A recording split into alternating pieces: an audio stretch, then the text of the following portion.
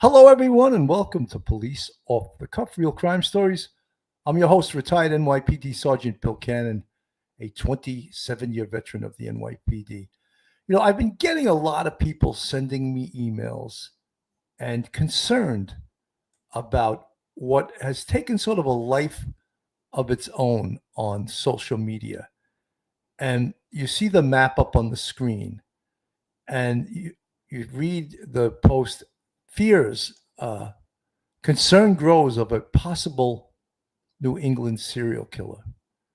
Now, we've all watched, the Gilgo Beach case and how for many, many years, we'll pull up the map, all of these bodies and body parts were found along Gilgo Beach. And yet for years and years and years, the Suffolk County Police denied that there was even a problem, that any of them were even related.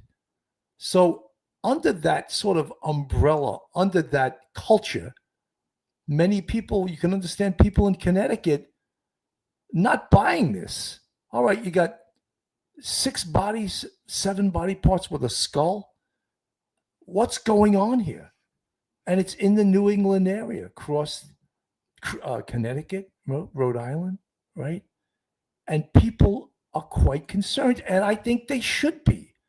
But let's see if we can perhaps allay some of your fears by looking at least 3 of the cases and asking, well, what's going on? These are relatively new. And what are the causes of death of these bodies and body parts? Because if they're connected, are they connected by geography? Are they connected by the age and the social condition of the victims? Look, don't forget in the Gilgo Beach cases, nearly all of the victims were sex workers. So far, we don't know a lot about the victims here. But I think that if the individual police agencies that have these cases would be a little more transparent, that perhaps there wouldn't be social media sites popping up on Facebook like New England SK, standing for New England serial killer. But the police, the individual police organizations, departments are not releasing anything. Here's 3 of the victims that we know of: Paige Fannon, Denise Liry, and Michelle Romano. We're going to get into that a little bit more as we dissect this. But until then, folks, hold on to your hats. Hold on to your loved ones. Hold on to your cup of coffee. Hold on to your service dog. Hold on to your point of view. You're about to enter true crime from a police perspective. You're about to enter the off-the-cuff zone. The police off-the-cuff zone.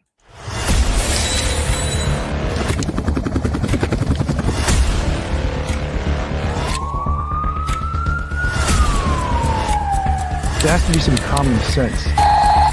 They were the ones who called 911 to get him help, and now they're calling for change.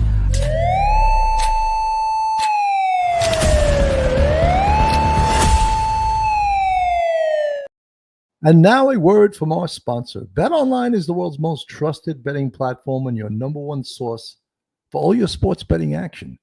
Baseball season is in full swing, and we're not into the home stretch for NBA and NHL playoffs. Has more ways to stay in on the action with the latest odds, news, and scores, even live in-game betting while the games are being played. With the largest selection of odds on everything from MLB, NHL, and UFC, BetOnline remains the number one online source for all your sports wagering info. In between games, head over to the BetOnline casino with all the top Vegas-style games, including poker and live casino. BetOnline, the game starts here. Covering this case, I couldn't have a better guy with me tonight.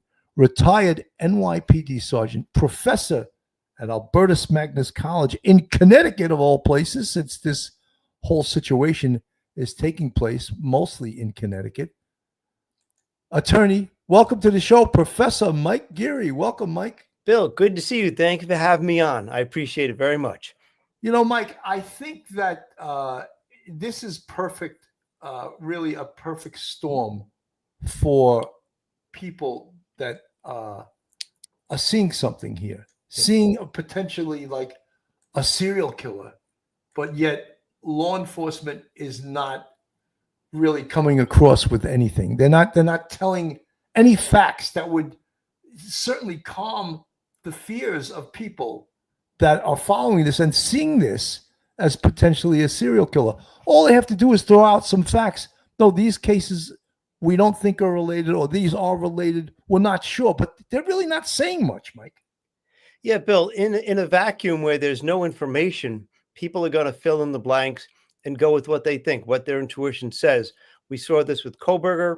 We saw this with the Gilgo Beach killing, when there was no information coming out and the police were even skeptical to even talk about any sort of serial killers involved or serial killer involved. Here you have jurisdictions over 3 states, mostly in Connecticut, one of them in New Haven, right where I work, but across 3 states. And the police departments, all those little police departments, they're not even saying much to the media. They're not even giving the medical examiner's offices aren't releasing cause of death, manner of death, if they're known. You see that the information given out is very terse, very few facts.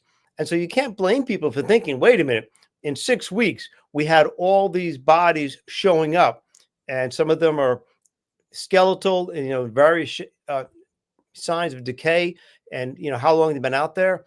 Some of them have been missing for a short period of time. And you and I have looked separately about, who we think maybe actual homicides or not. But in that absence of real public information, which I think is a disservice to the public, you can't blame people for thinking that, this seems to be too much of a coincidence to be a coincidence. Too many bodies. There has to be something going on. And until, the police departments come away with giving a little bit more information to ally people's fears, it's going to continue. But I don't blame people for thinking that there is a serial killer. Mike, very simple. All right. Very simple to get rid of a lot of people's fears. Mm-hmm. Let's have a New England serial killer task force and put together a task force of the police departments involved, the FBI, the Connecticut State Police, and let's put all these investigative minds together and let's see what we come up with. At least the public will then trust law enforcement more, because it seems like now, with very little transparency, that no one is believing, and law enforcement isn't saying anything. So what if you lived in that area and now you're pretty damn scared, right? Is there a serial killer on the loose? How are these women being killed? What is the cause of death? Is it asphyxia? Is it blunt trauma? Is it a gunshot wound? Is it a stab? We don't know. We don't know. And some of these cases, they're pretty damn fresh and just happened in March. Mm-hmm. So why is there no information coming out? And I've had so many people contact me by email, please, you got to cover this. You got to cover this. All right, I'll take a look at it, And then when we searched, Mike, and you can attest to this, we didn't find much information on this either, did we? No. Is there a serial killer in southern New England investigating multiple suspicious deaths? Right. And here I want to put this up on the screen. What we know about 6 bodies found across New England and the serial killer fears that they've sparked. So residents across several New England towns are expressing concerns about a possible serial killer. Of at least 6 bodies have been recovered in a little over a month. The remains were found in 4 towns in Connecticut, 1 town in Massachusetts, and 1 town in Rhode Island, all within a couple of hours of each other and on the Atlantic coast. As the notion of a possible serial killer floats across social media among web sleuths, some investigating agencies have dismissed the theory. 2 of the women connected to the case disappeared in the fall. And here's what we know about the victims and the timeline of their bodies discovered. March 6th in Norwalk, Connecticut, The body of Paige Fannon, who you see on the left, was recovered by Norwalk Police scuba team and fire rescue team on March 6th. Local outlets have reported. Norwalk Police were assisting authorities in nearby Wilton, Connecticut, search for a missing person. Per the New Haven Register, Wilton authorities were looking for Fannon, a resident of West Islip on Long Island, as she was seen in the jurisdiction on March 5th, a day after she was reported missing in New York. Authorities located clothing and personal items left on the bank of the Norwalk River before eventually discovering Fannon's body. So that is a case that is really recent. And it seems like there's what we would call in an investigation, it seems like there's meat on the bones here. She went missing, I believe, on the 4th from West Islip. And then, or was it the 5th? And then it's, the 4th, March 4th. The 4th. So March 4th. So they who was she with? Does she have a boyfriend? Is she married? What was she doing in her life? Did they go through her cell phone? Who was she living with? How did they get that information? Who reported her missing? These are all questions that I have. This is all investigation 101, but yet we know very little about Paige Fannon, right? We know extremely little about her. But could that case open up a Pandora's box on whether or not these other remains that were found along this Connecticut area here, I'll put it up without could this be the key to solving some of these other cases? Are there similarities? What was the cause, the manner of death?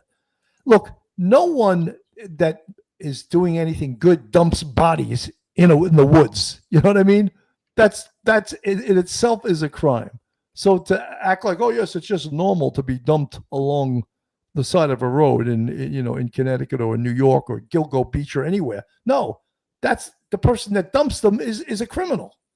And like we look at the Gilgo Beach bodies, for years and years and years, the Suffolk County Police ran interference and wouldn't admit that these cases were related to each other.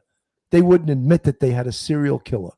So I know this is really, really, really early in this investigation. So to say, we have a serial killer on our hands, it's way too premature. But law enforcement, please start releasing some information so we can believe what you're telling us. Because right now, there is no transparency whatsoever, and the web sleuths are going crazy. They're going to invent stuff if you don't give them information. Mike.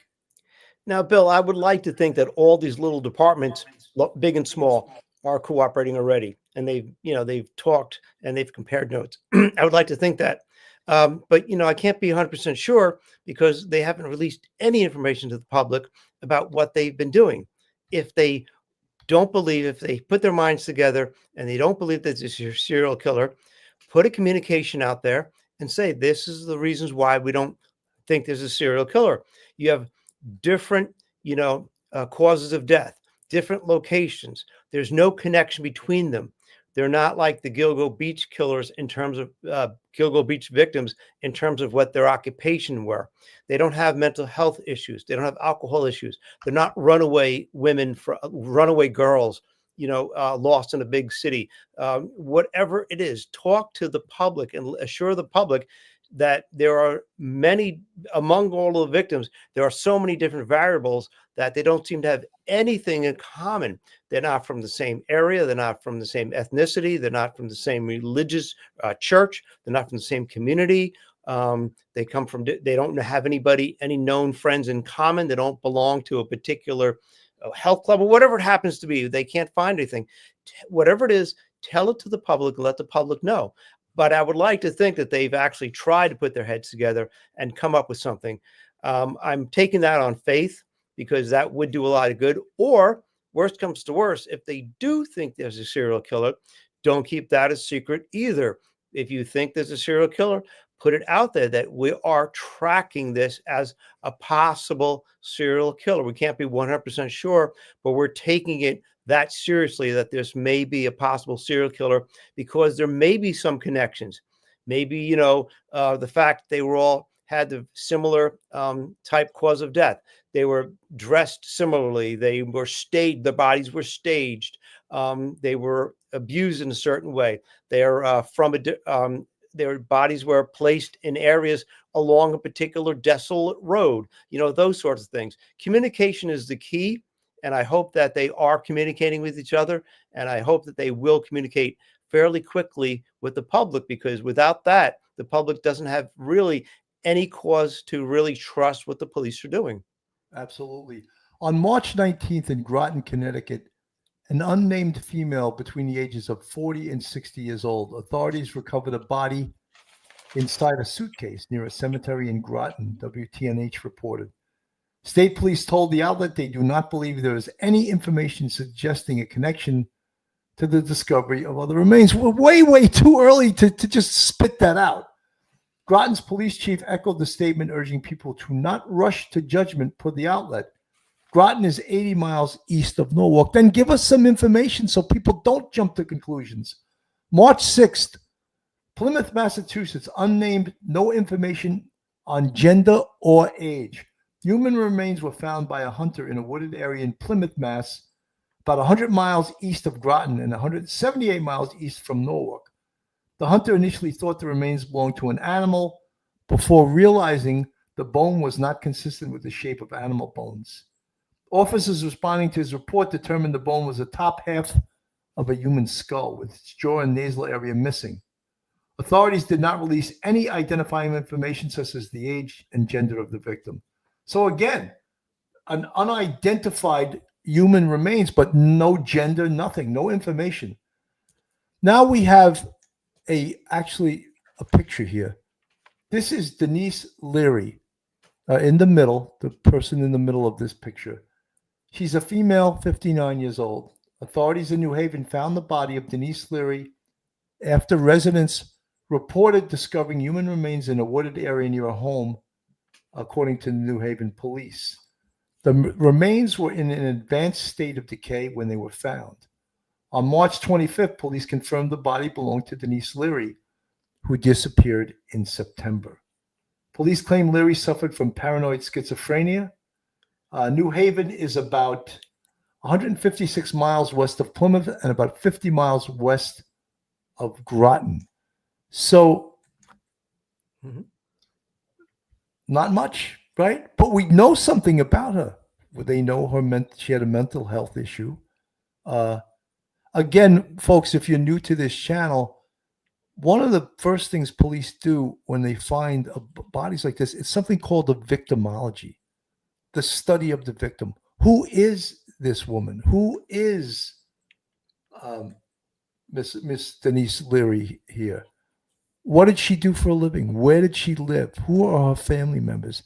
Did she have a cell phone? Is she active on the computer? Does she have a husband? Does she have a significant other? All of those things will answer lots of our questions. She was missing since September. She has some mental health issues. Was she potentially on the street? Or did she have an address? So all of these things that will give law enforcement answers and perhaps provide a nexus to what we're looking at on this map. Are any of these cases connected? And that's what we all want to know. And I want to go over one more person, the person on the extreme right, Michelle Romano, female, 56. The body of Michelle Romano was found on March 26th, 8 months after she disappeared. Her remains were found in a wooded area. Rhode Island authorities told the police. Investigators began looking into the suspicious circumstances surrounding her death. A man in the neighborhood reported that his dog may have noticed the remains before they were found by the individual who reported it. I know my dog has been acting strange when he comes out here, Tom Slater told the outlet. He's always sniffing over that way. I don't know how long the body has been over there, but he could pick up on it. Forster is about 89 miles northeast of New Haven. So these are the three victims You're right. that they have pictures of, that they have identities of. But there are others that they don't, that are not identified. And again, let's be a little more transparent and let us know what the state of the investigation is now. What are you doing? Is there a nexus? Is there zero nexus to this? Well, tell us. Let us know. Or else you're going to have people online swearing that they're going to solve this case of a serial killer when perhaps there is not a serial killer. But by being untransparent, I think you have social media, and web sleuths, as the media calls them, going crazy. Mike? Yeah, Bill, when you think about some of the cases you and I ourselves doing homework for the getting ready, you and I picked out independently that, Ms. Liry, Ms. Romano, and Ms. Fannon as the three possible ones that we thought were the most suspicious and that could possibly be, homicide, because they're, missing. Denise Liry went missing in September 24th from Connecticut. September of 2024. Paige Fannon went missing early in March, and she was found a couple days later. Michelle Romano went missing in the summer of, I think, August of 2024, and her body was found on the 26th in Foster, Rhode Island. Some of the other ones, like you have an unknown female skeletal remains were found in Killington, Connecticut. There was another set of remains found in Groton, Connecticut, and another one in Framingham, Massachusetts, off the Massachusetts Turnpike. The hardest thing is to get an ID, because they haven't. I'm sure the police are scouring right now all the missing persons reports for like the last 18 months, 24 months, trying to figure out, maybe even later, going back farther, try to figure out who these people are. Can we match up, who's been notified, who notified the police, when did they notify the police, under what circumstance was the original report taken, what is the original missing persons report. But once you have an ID, then you can really investigate this really well as a possible homicide. You may determine that it wasn't a homicide, but before you get that ID, you're dealing with a missing person. You don't know where they've come from. All you know is what you have there, the body, especially if they're out in the woods and there's no, identification on the body. It stalls the investigation, because you can't do any sort of victimology until you figure out an ID on the person. So that's the hard part, getting started. And I'm hoping they're doing all that, but just tell the public that they're doing that.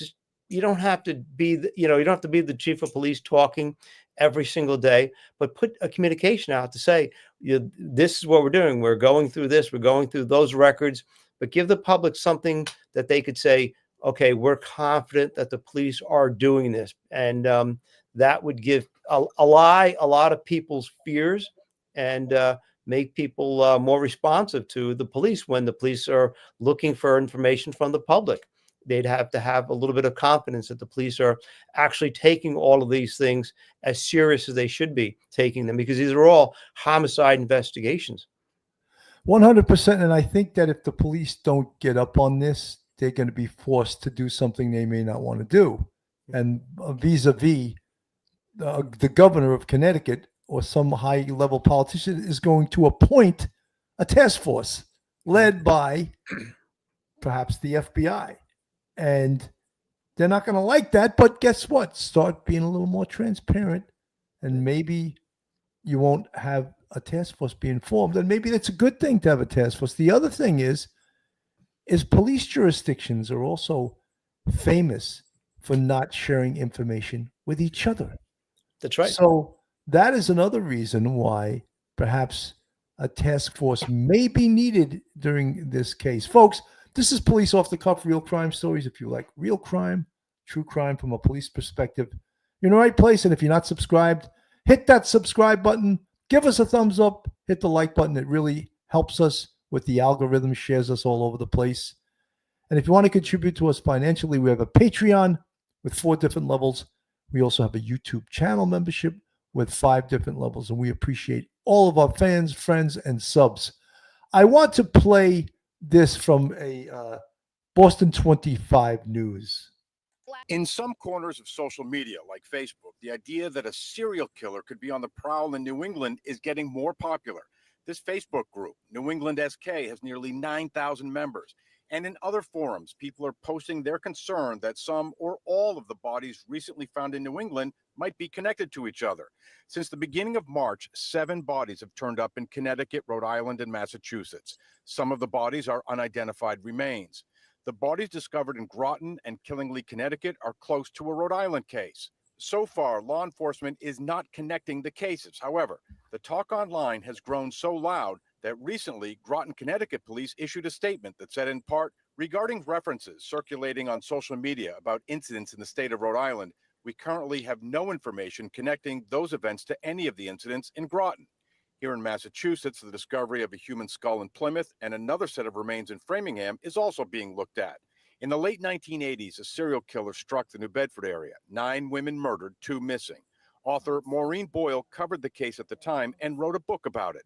She is skeptical that a new serial killer might be at work right now. Just because you have bodies found in a variety of places in New England, that does not mean that there's a serial killer on the loose in the area.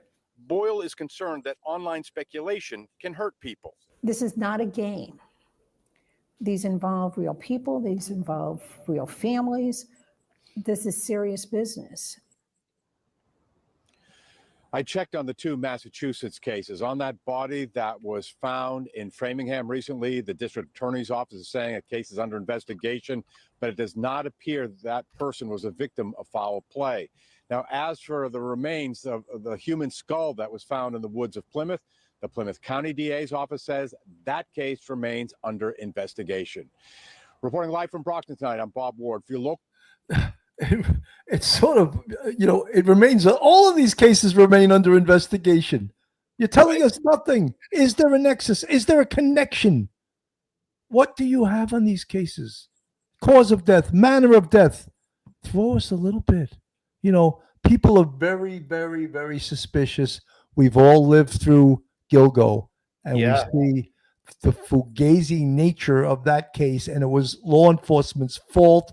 So many things were going on out in Suffolk County that had nothing to do with these cases, vis-a-vis corruption, vis-a-vis problems with their police, vis-a-vis the police not cooperating with the FBI. Before this becomes a problem here in Connecticut, let's get on top of it. Some police executive or some politician has to go in there and say, let's start a task force. The dirty word, task force. They need a task force to put it together, because guess what? We're not getting information. Right here, you have 3 women identified, all had lives. Are these 3 connected? Let's start there. You have 3 identified women, all roughly the same age. It seems that Paige Fannon is a little younger than the other 2.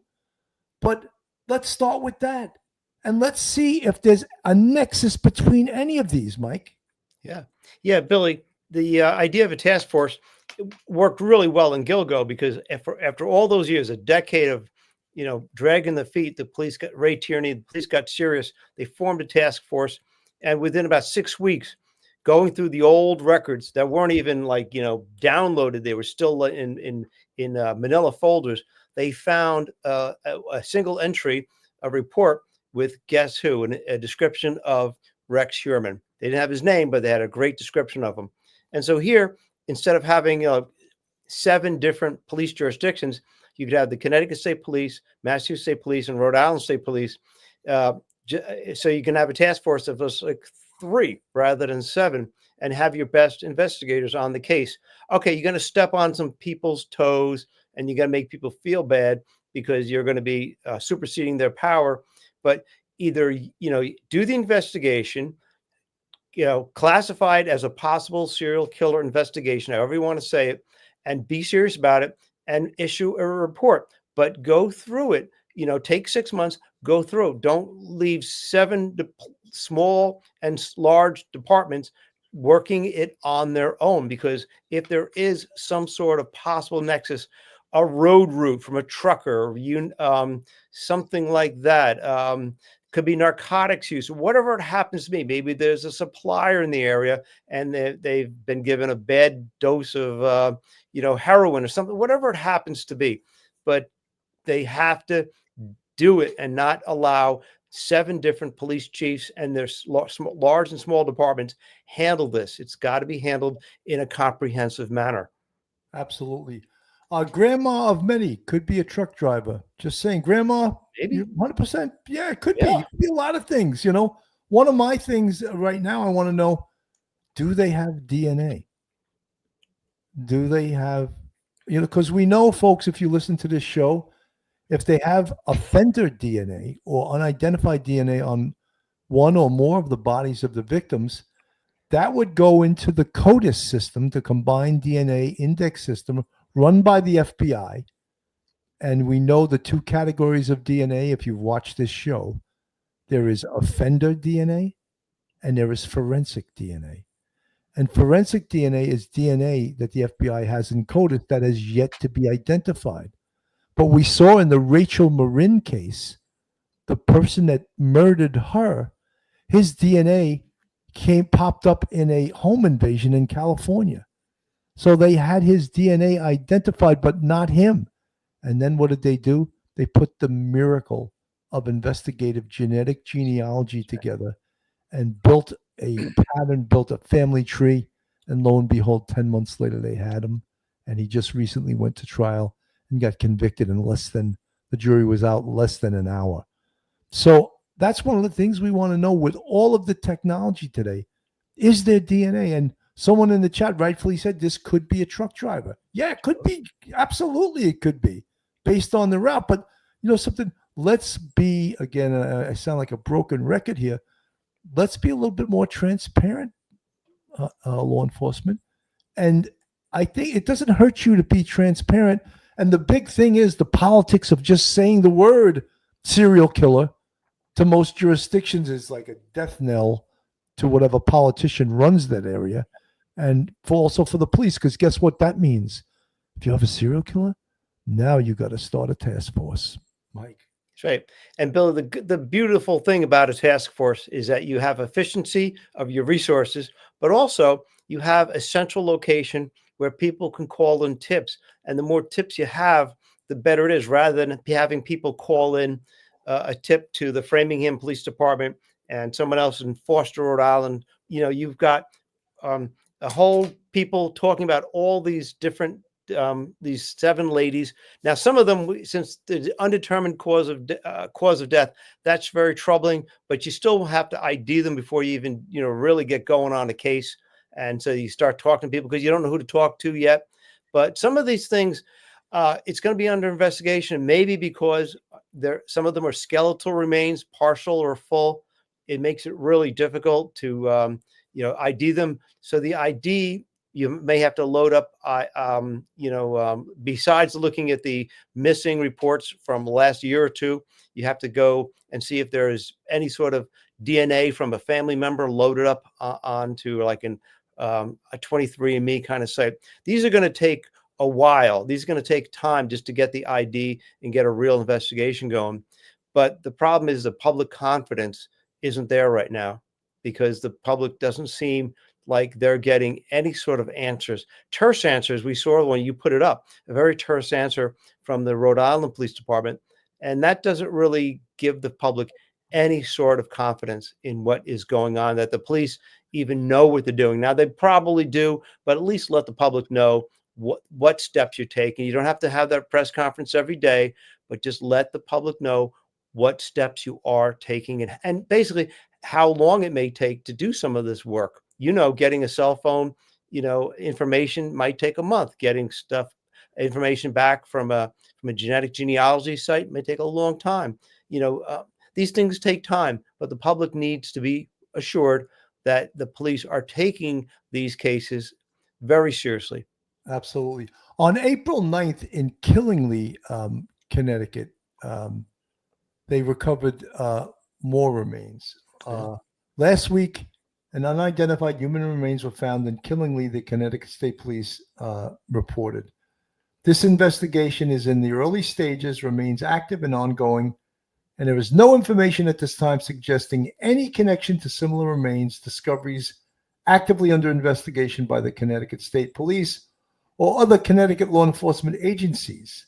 While police across the towns remain tight-lipped, online sleuths are gathering on TikTok, Facebook, and Reddit to discuss the matter.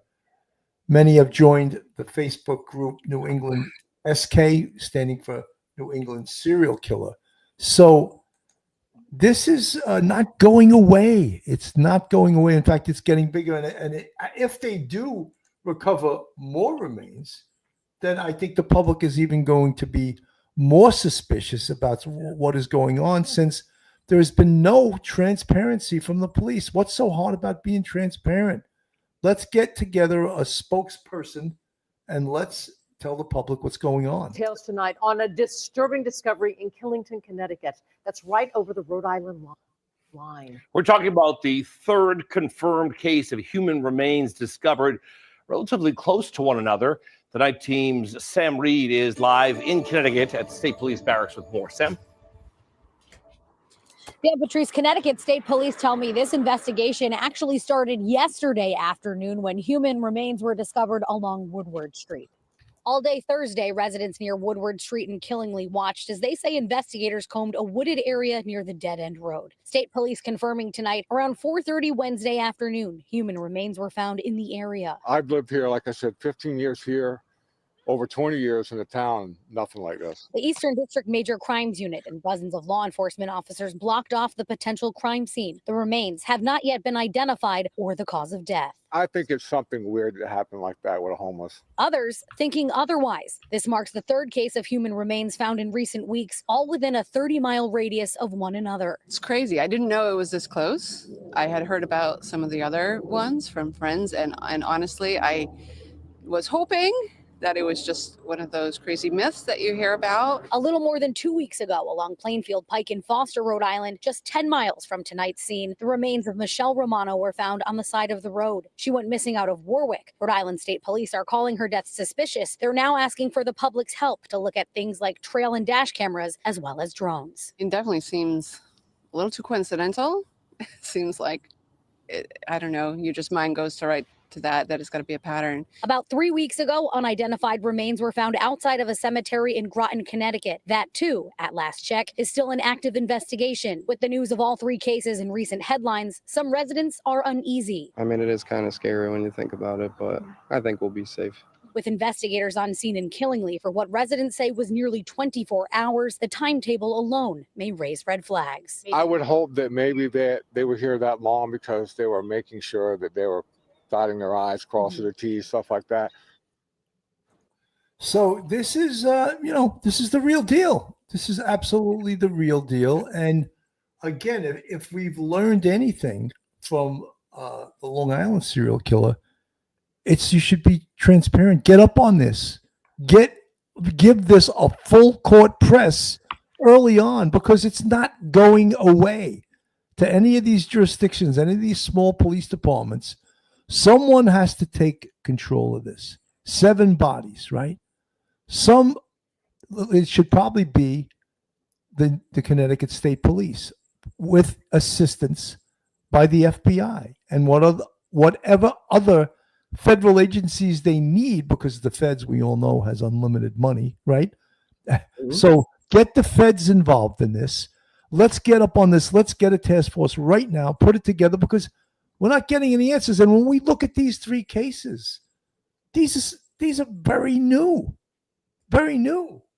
Paige Fannon, the woman to the extreme left on this thumbnail, she went missing in West Islip, Long Island on March 4th. That's where she was reported from. So she has family that love her. She has someone that reported her missing. What do we know about her? We must know something. It's so new, Mike.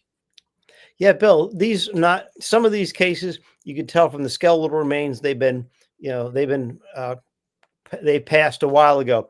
But you've got Paige, you've got Denise Liry, you've got Michelle Romano, and you know who they are. They're ID'd. You have the family. You've got the reporting agency. You got that information. Those are a good start. Though you should have that task force, even if you don't have to wait until you really think you have a serial killer to start a task force. You can start a task force if there's a hint that you got a serial killer, and at least give the public some sort of confidence. And if it does turn out that there is a serial killer, you're already up and running in these kind of cases. All the information that is out there should be given to a lot of that information should be given to the public. As much as you think that the public needs, you can't give them a few tidbits. You can't give to them, but give them enough that gives them the confidence that you know what you're doing. And therefore ask the public, because the more information that is out there, the more information gets to the public, the more people are aware of it, and the more people are thinking about it. You know what? That was near me. Did I see anything strange?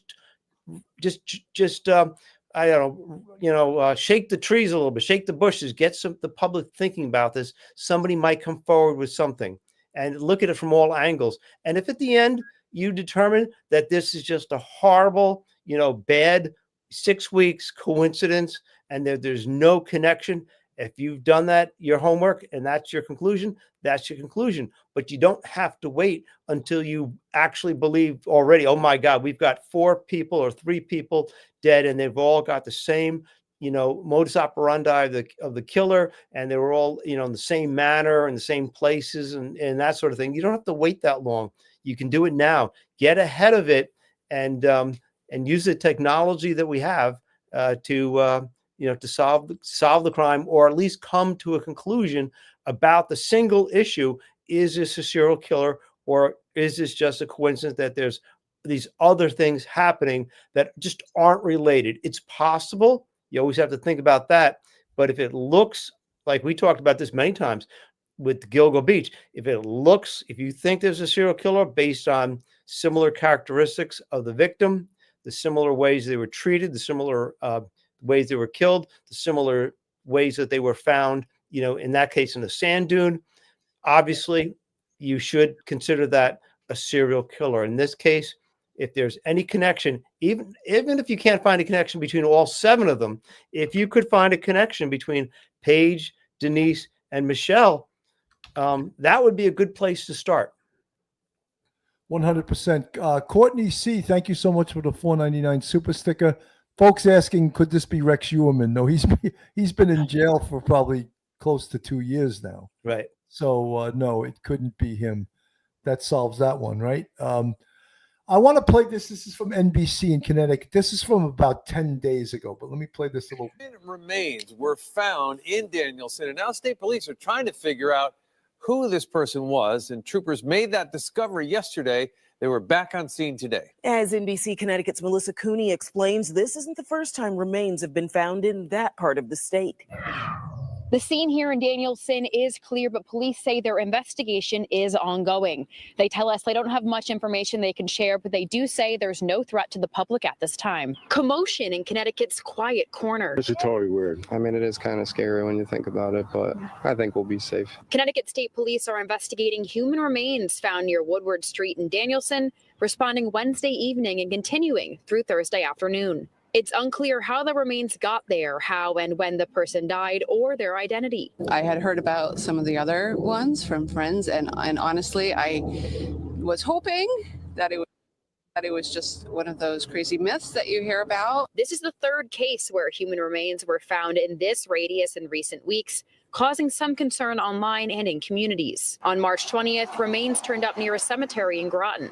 That investigation is still ongoing. Then on March 27th, remains found in nearby Foster, Rhode Island were identified as Michelle Romano, which police are calling suspicious. For all 3 cases, state police says there is no known connection at this time. Geography is really the only commonality. You start looking at age, sex, race, MO, of how the person deceased. They'll start looking at the person's patterns, locations, where they were, for any sort of tie-in. That's basically how each one's approached. Retired Chief of Detectives Brian Foley says this is a relatively common time of year for human remains to be found due to seasonal changes and from bodies of water. He says investigators treat bodies found this way as a homicide until it's determined otherwise. As for the 2-day scene in Danielson, he says that could be due to a number of factors like needing additional searching, more daylight, or looking for more evidence. When a body's found, it's compared against that to see if it's a missing person that we know is missing. And to reiterate, no law enforcement have connected the remains found in Groton, Foster, Rhode Island, or here in Danielson. In Danielson, Melissa Cooney, NBC, Connecticut News. So again, I think, it's sort of, I'm sure all the law enforcement executives that are making statements, they mean well and they believe what they're saying, but it's too soon to make some of these, slam the door shut statements. It's too early. It's only been a little more than a month, that they found. So how can you be so sure there is no connect? You cannot be sure. They may come up with, look, and during the Rex Human, the Gilgo Beach case, they identified a body in the last 2 years from 1993. They didn't even know that he did that murder. They found DNA on the body after all those years. So to say that, yes, we're slamming the door, there's no they can't say that yet. It's way, way too soon, Mike. Bill, it is way too soon, and it doesn't give the public a lot of confidence. As we talked about before, some of the information that once you ID the body, some of the information that you're going to get, if there's not offender DNA at that location, it's going to take a long time to ID them, a long time to do that, the criminological background of the victim, the victimology.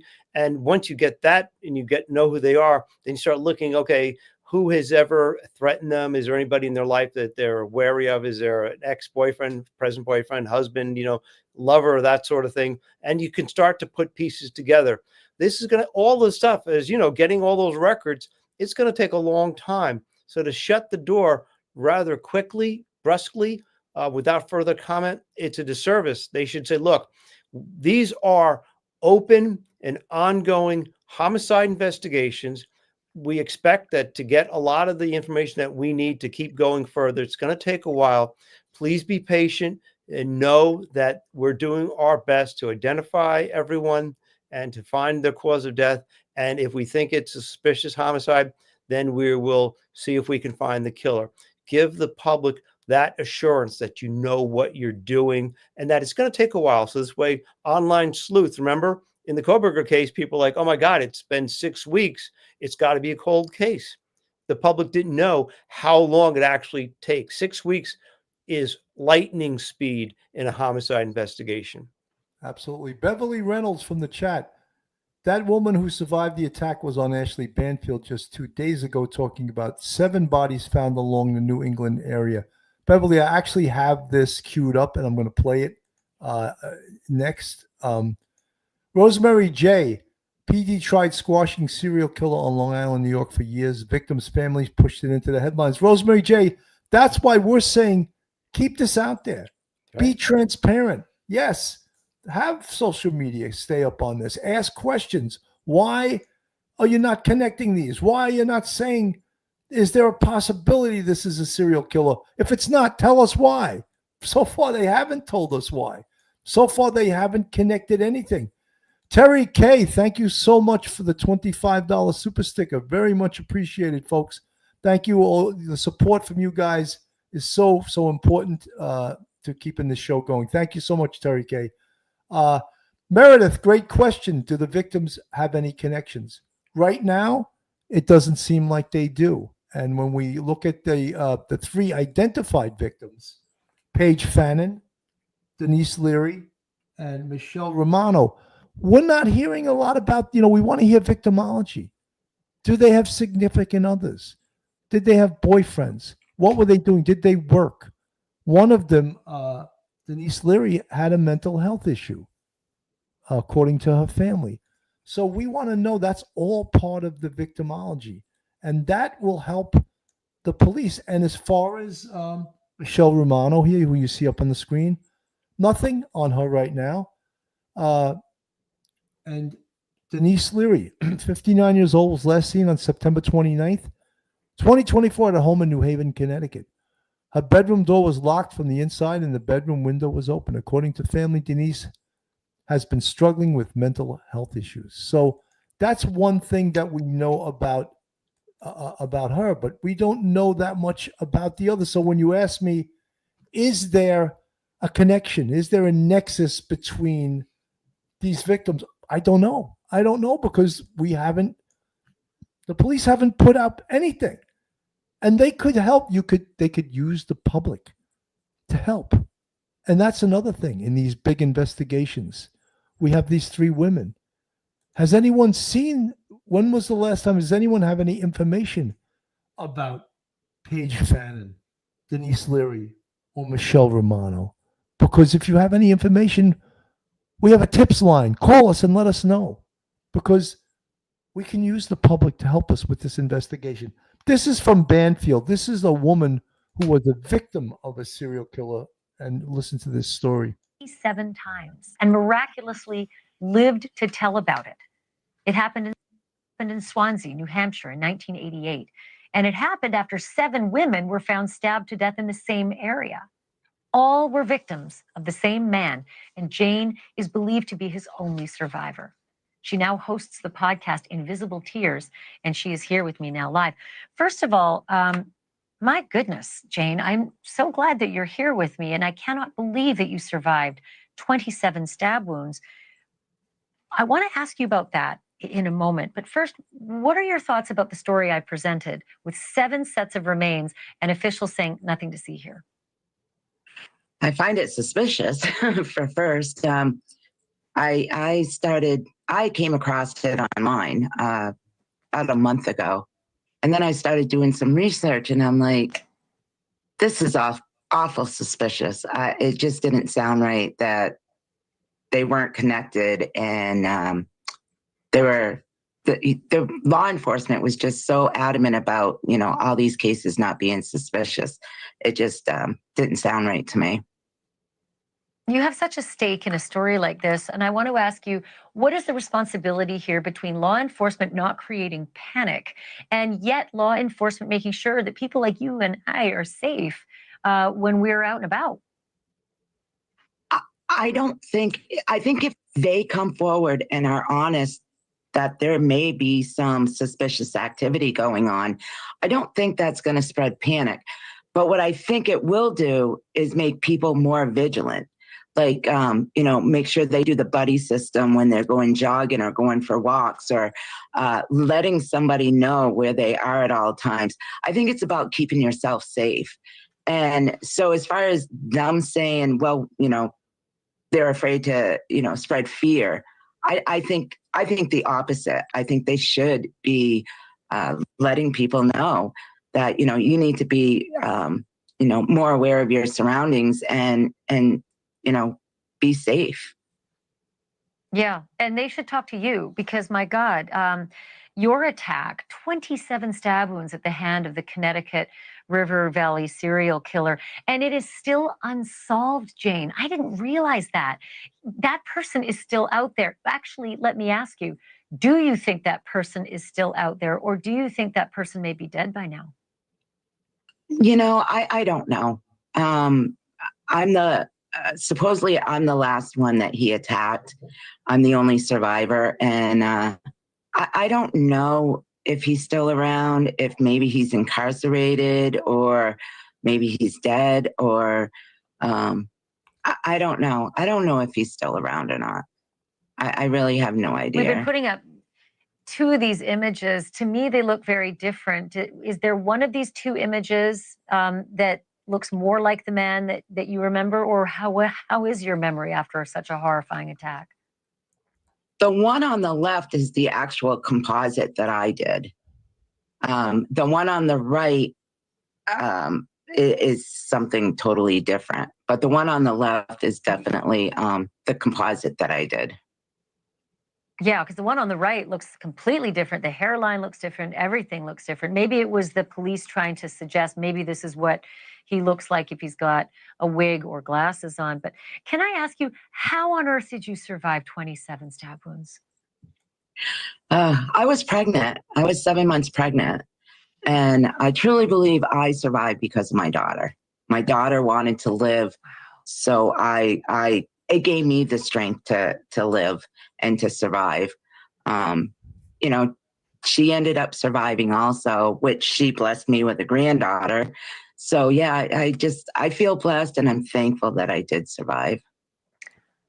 I'm going to call you again because we're going to continue to watch this story as the details come out. Jane Borowski, thank you so much for being alive and for being here tonight.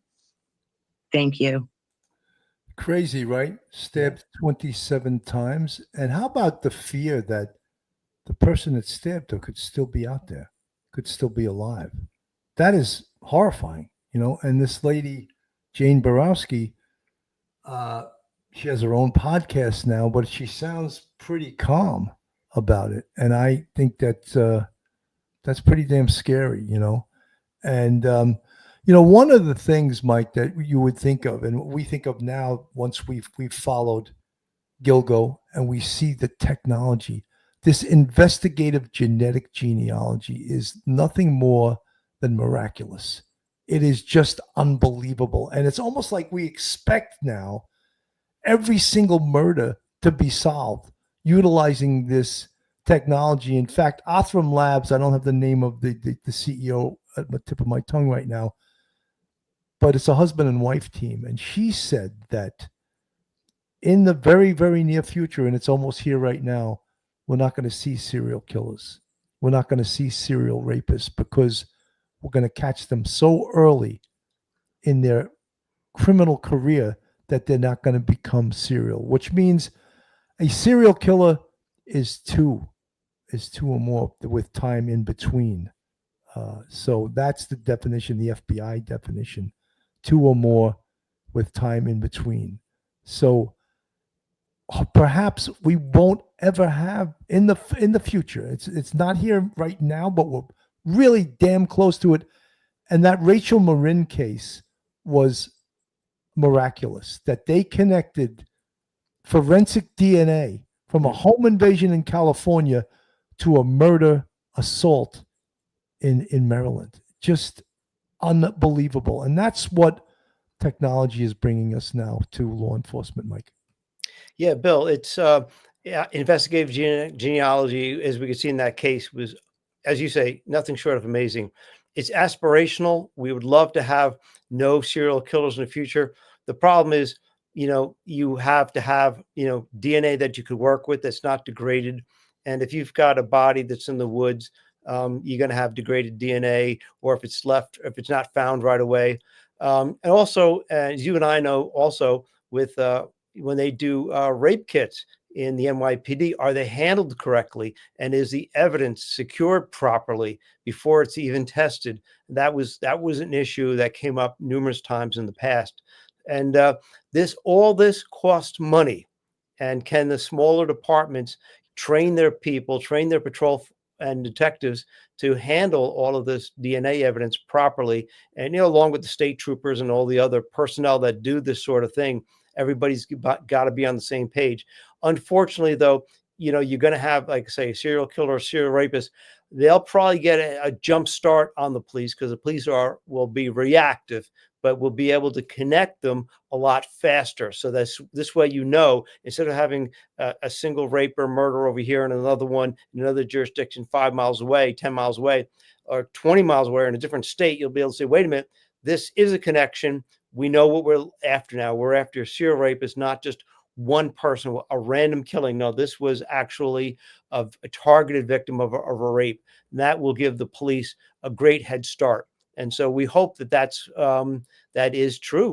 We can get to that point where we can catch serial rapists and serial killers a lot quicker in their career and put them behind bars a lot faster before they have a series of, you know, 6 or 7 or 8 or 9 attacks where, you know, they've been doing it for so long and nobody has seen the connection. Absolutely. Schmitty from the chat. They seem to be all near roadways, so hunting cameras. Don't know about that. Schmitty, you're right. Tree cameras, hunting cameras. Yeah. There's so much surveillance all over this world that we don't even know about because obviously the authorities don't want you to know where some of these cameras are, but very well thought. Mary Jane Garver, how can they stop the serial killer since the bodies are not found right away? It can't happen. Well, Mary Jane Garver, these are all just a little more than a month old. So it's pretty new. This is a new thing. And because of the amount and the geography of where these bodies are found, it's growing a whole life of its own on social media, and actually, it's Connecticut and Rhode Island, but it is a large geographic area spread out over hundreds of miles. So let's look at the roads that it's on or off. That could be an extreme commonality. Some of you said earlier, this looks like it could be a truck driver. Yeah. Yeah, and it is dope, but we don't know if in fact it's a serial killer. But what I know is there's 7 different bodies. That's bad news. Someone is dumping bodies. Are they related, or is it just, this is just dumping body season? The one cop that said that, I was like, what? It's just the season where bodies wash up. Oh, it's not that close to a body of water that they're washing up. It's not that close, that's a little bit crazy of a theory right there. So let's put this together. Law enforcement, here I am talking to you, not against you. Let's be transparent. There's definitely going to be a task force. They're going to throw a task force together for this because one police jurisdiction, I don't believe, can fairly handle this on their own. They need to have the help of the feds, the Connecticut State Police, maybe the Rhode Island State Police. Put all these investigative minds together and let's get on this. Mike, your final thoughts. Final thoughts. I just want to say that, we should hold the police accountable to give us information that we could use to help, because you never know where a tip may come from. And just give the public something to let them know that you are, turning over every single clue. You're going through everything that you possibly can. You're spending the money that you need to. You're cooperating with other departments. And then it would be great if they would together decide, yeah, we do need a task force, because we've never had, a month like this where we've had all these women show up within a 6-week period.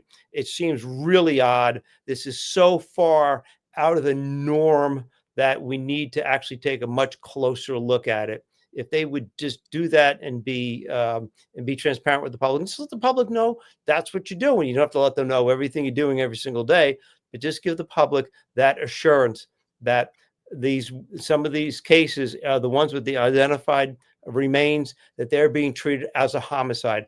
And the 3 ladies here, Ms. Fannon, Ms. Liry, and Ms. Romano, that these are all being treated as homicides. And give the public that confidence. That's what they need. That's what they're looking for, is something to be confident about. 100%, Mike. I couldn't have said it any better myself. Folks, I see a lot of new people in the chat. Please hit that subscribe button. Hit the like button. That helps us with the algorithm. Share us with your friends and your family. We're going to stay with this case. I have received a lot of emails at people asking me, hey, did you hear about the potential serial killings in Connecticut? And I said, yes, I haven't looked at it yet.